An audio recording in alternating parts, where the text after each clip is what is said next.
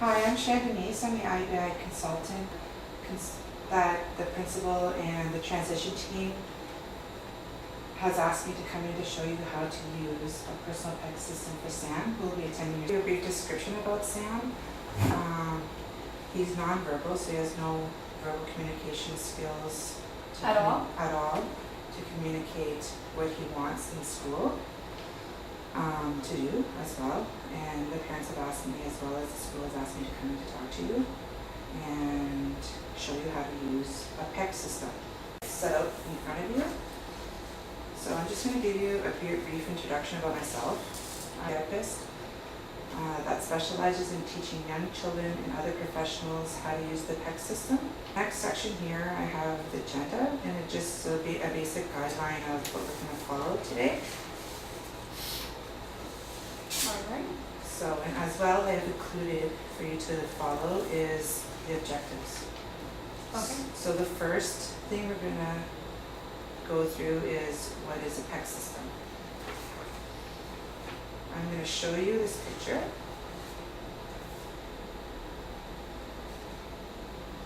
So a Pecs system is a picture exchange communication system.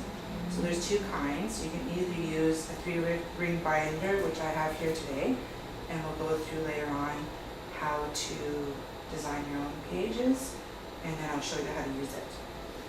And you can also use it as well on an iPad.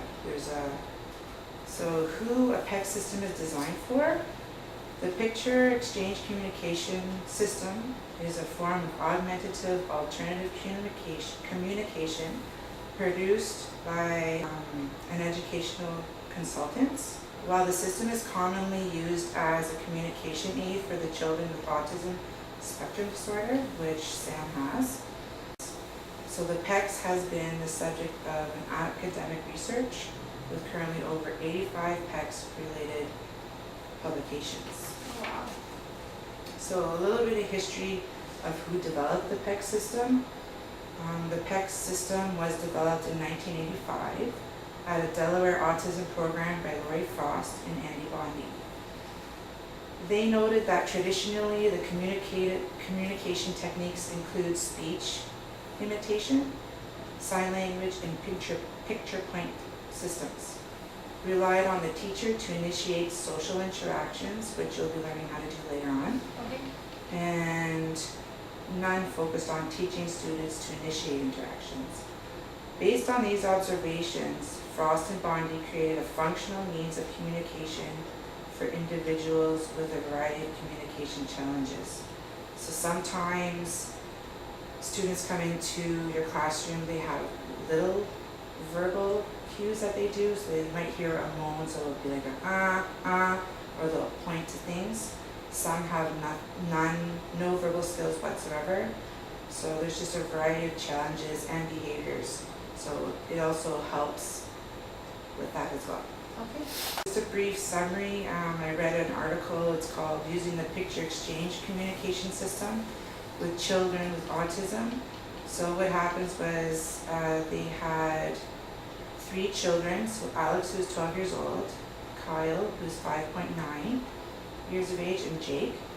So they did a series of observations in the classroom and at home, and they how well the boys were able to master using the Pecs system during play and at school. Oh. So each time they did those 3 steps, they right immediately after, they did a session each week with the Pecs system. So they showed them. I'm going to show you some examples of what you would like to design today, and then you can show me. So Okay. This is my Pecs book, and it's the Picture Exchange Communication System book. So it's a 3-ring binder, and this is used for all your object cards. Okay. So, for example, in the back of the Velcro, onto here. Okay. So it shows like that. Okay, in that back. There's also, how does Sam feel today? Okay. I made it so it's like what you could use. And around it, it has a tired, sick, happy, frustrated, thirsty, another sick, and mad and hungry. So what you would do if Sam comes in, you can ask him how he's feeling transitioning in the morning. If he feels tired, you place it here on the board. That looks like a great communication board. Thank you. Another one that I have as well that works really well for rules and schedules is called What Do You Want?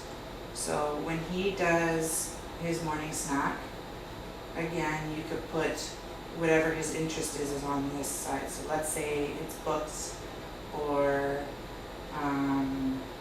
that's what you put there. Okay. And then this is what it looks like before. And then my last one that I'm doing, that I have done, it's called the first and then. So first, for example, first Sam will have lunch, then he can be rewarded with a dinosaur. Okay.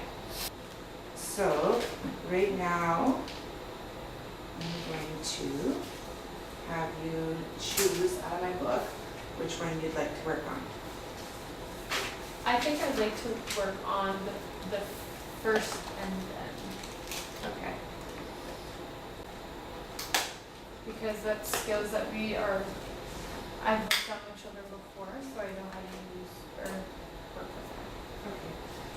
So that's the board, that's what it looks like. So Okay. what you can do, the activity that we're gonna do today is how to create your own Pecs system. So in front of you, I have laid out a few materials. I'm just gonna move this out of the way so we can use. So with this, to make a Pecs system board,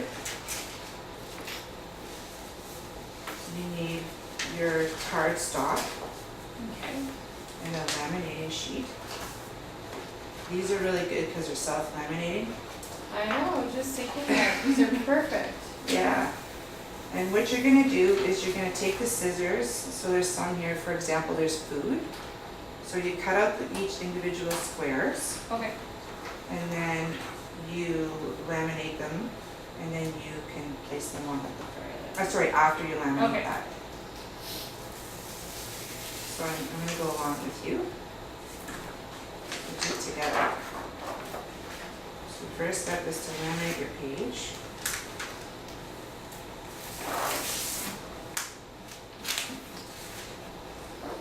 I'll give you a pair of scissors. I'll show you. I'll use the white strips and I'll use these ones. Okay. And you can use these for up here and the three down there. Perfect. Or the two down. Get out my page. So what I do is I just peel off the back, The fuzzy or the, whatever side it's matter. And you just stick it to the top.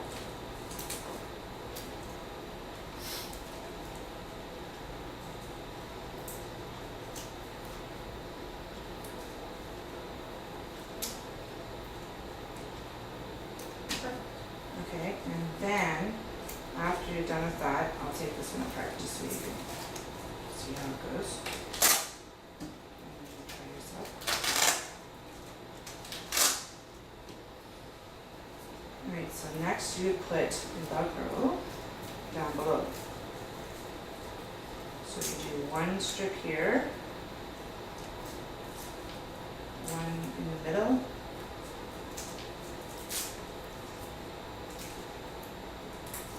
and one over here. And that's the next step. And then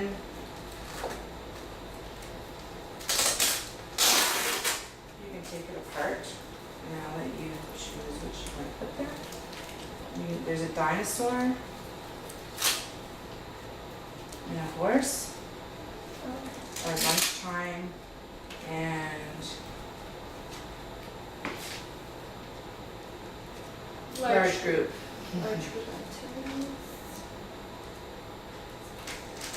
And what goes in the middle? In the middle goes the the arrow. arrow. So first, then, so it shows you, once you do this, then you do that. Okay, perfect.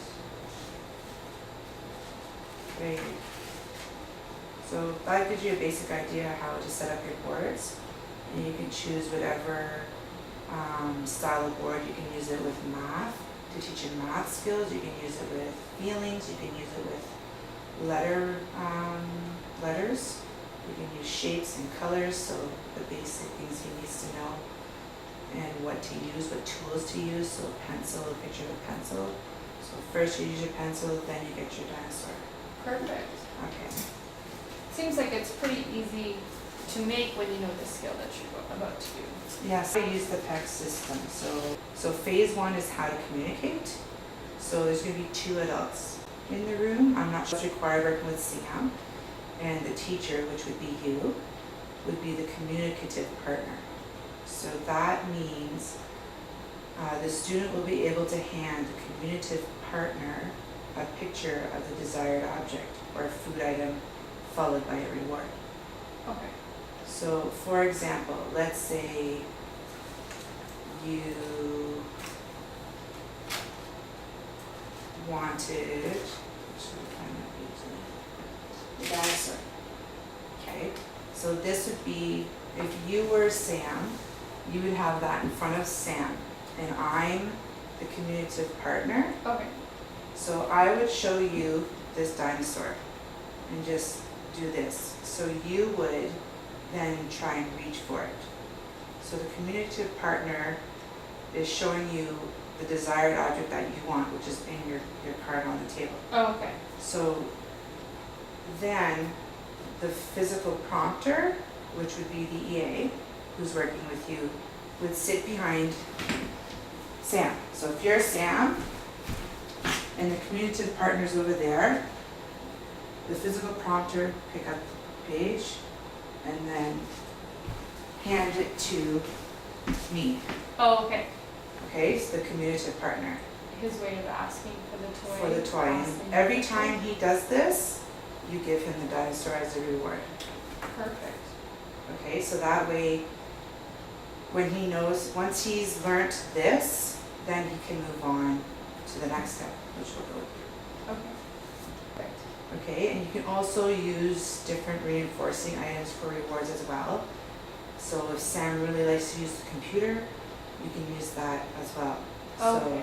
So if he does a certain task that you want him to do, then he'll bring this to you, and it'll be by him on his desk, and he'll come over to you, I've done this, and you can go and check to make sure he's done it, and then he'll bring you this, and you can give it to him. Is it okay to have more than one thing that he wants to do?